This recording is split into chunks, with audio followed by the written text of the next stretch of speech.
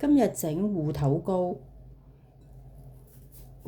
半個芋頭啦，一條臘腸，煎米粉1碗。如果用湯羹量度嘅話咧，就用20湯羹嘅煎米粉。凍水就16湯羹嘅凍水啦。我哋首先將個芋頭咧去咗啲皮去先。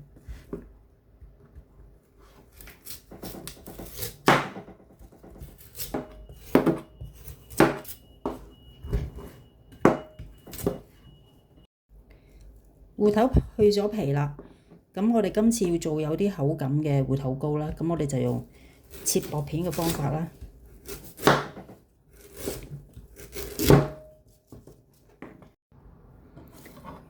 切好咗嘅薄片呢，再切返細條佢先。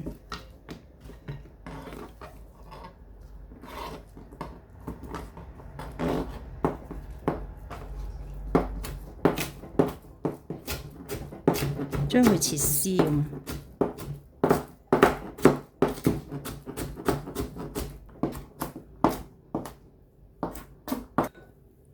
芋頭絲切完啦，而家就切臘腸。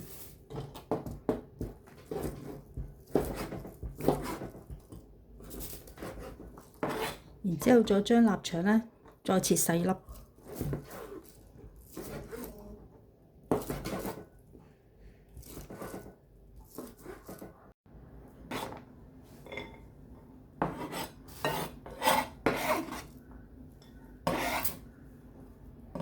而家可以煮一煮啦。依家我哋煮一煮個芋頭糕先，開大火，落少少油咯。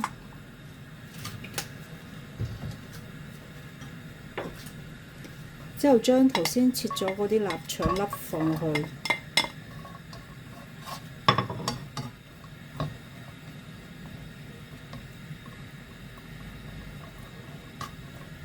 煎一煎，等啲臘腸出咗啲油分，啲油出咗就可以加埋頭先嗰啲芋頭絲，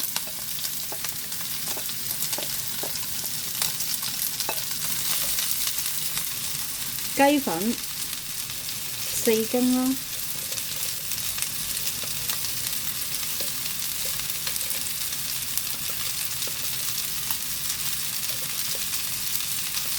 ，4羹嘅雞粉，唔使再落鹽噶啦，因為啲臘腸咧就有味噶啦，已經有鹹味。跟住白胡椒粉少許，如果中意辣嘅咧就可以落多少少。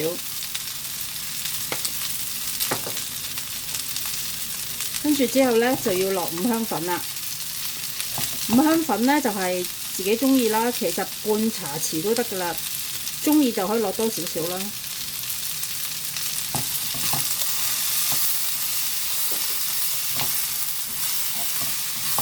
之後頭先有16羹水嘅，倒埋落去，煮一煮佢。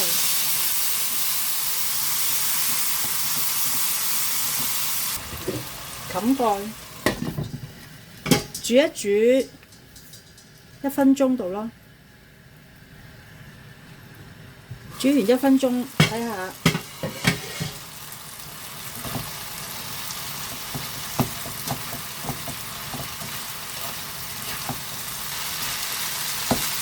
啲水冇晒啦，然之後我哋再加多1碗嘅水，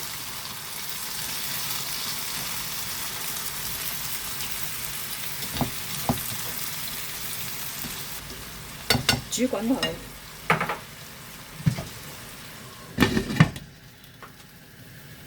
煮一陣，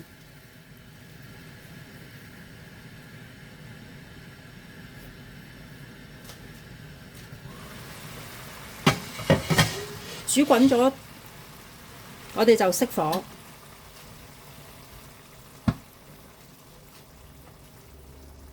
然之後加埋頭先嗰啲煎米粉1碗。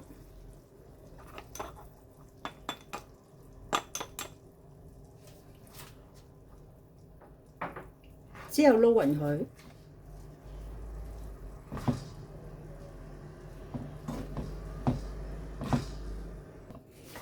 撈到佢咁樣得㗎啦。準備個錫紙盤或者蛋糕盤啦，跟住就落少許油，將個盤呢掃勻佢，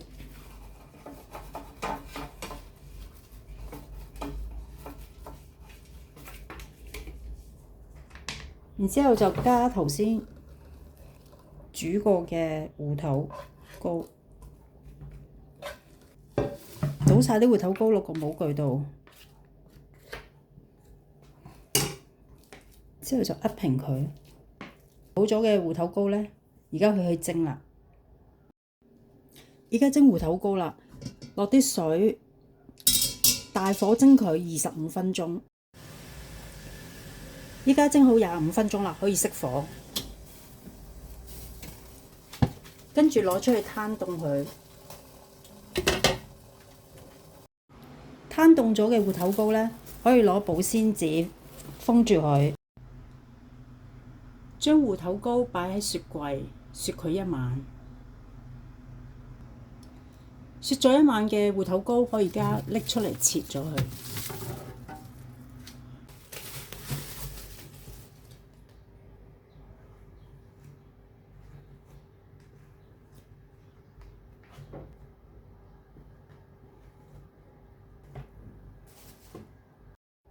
而家煎芋頭糕啦，開大火，落啲油，可以落多少少。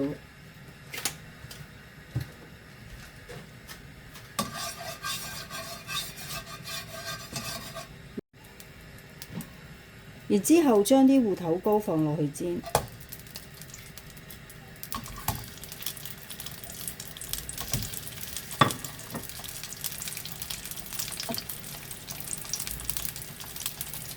煎一陣就反一反，睇下後邊。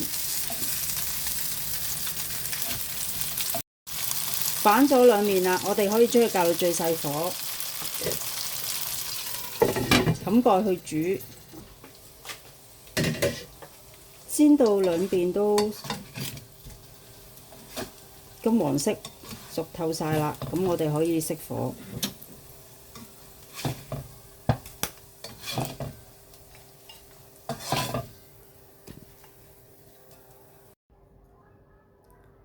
芋頭糕煎完啦，我哋可以睇下。